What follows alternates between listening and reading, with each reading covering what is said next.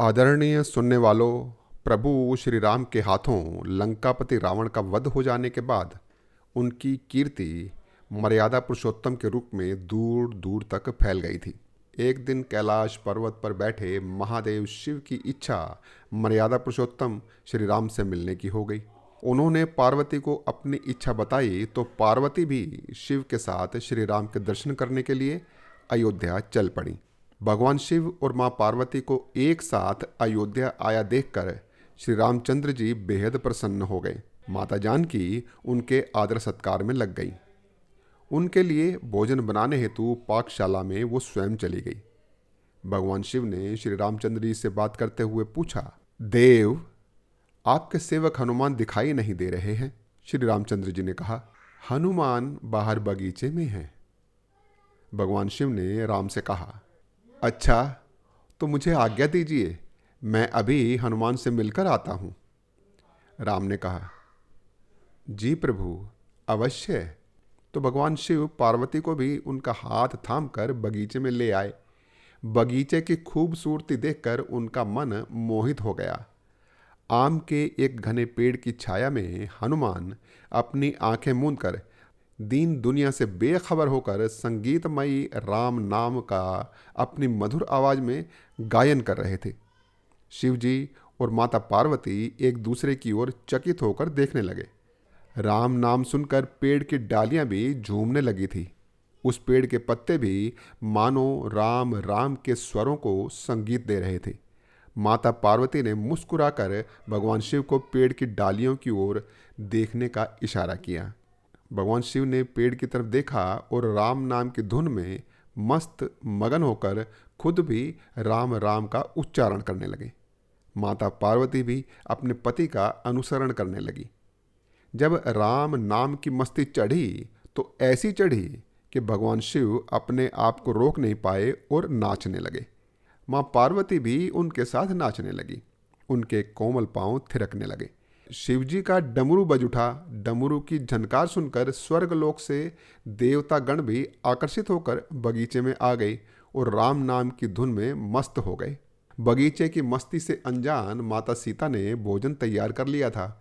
उन्होंने लक्ष्मण से कहा, लक्ष्मण, भोजन तैयार हो गया है, तुम बगीचे में जाकर सबको भोजन के लिए बुला लाओ।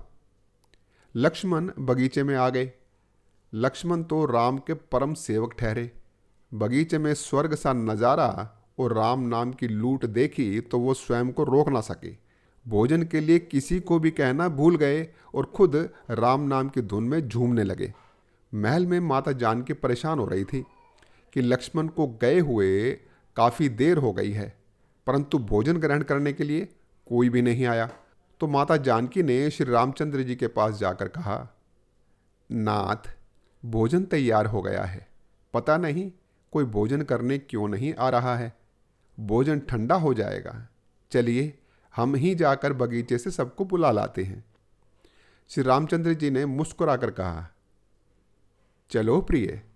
जब सिया राम बगीचे में गए, वहां हनुमान के राम नाम के संगीत की धूम मची हुई थी। भगवान शिव, पार्वती, लक्ष्मण और देवतागण सभी राम नाम के संगीत में मंत्रमुग्ध होकर आनंद में झूम रहे थे।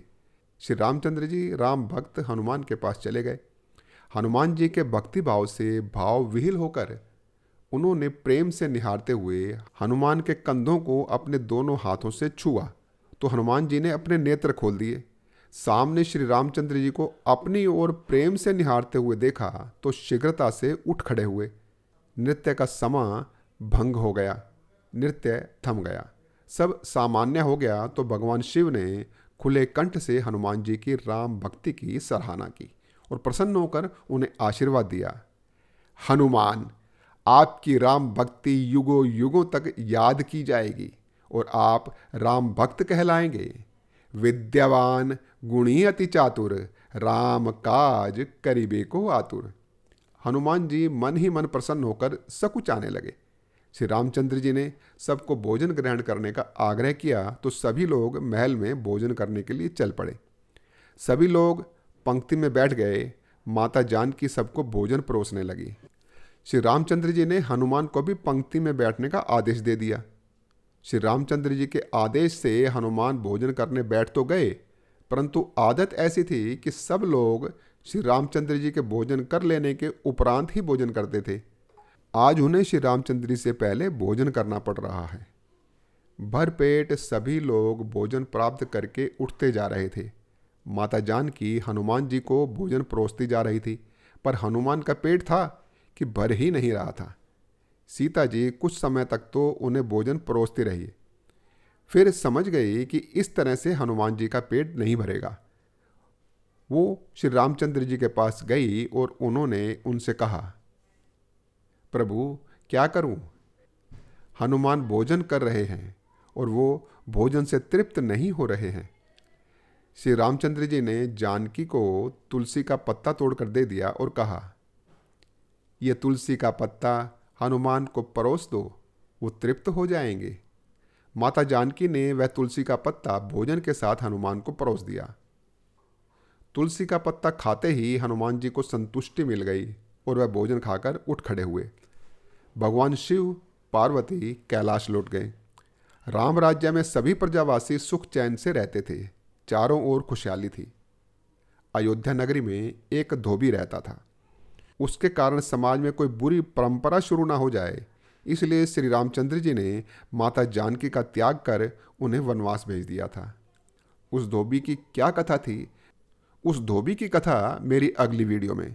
राम कथा सुनने के लिए आपने मेरा चैनल अभी तक सब्सक्राइब नहीं किया है तो अब कर लीजिए। बोल सियावर रामचंद्र की जय। पवन सुत हनुमान की जय।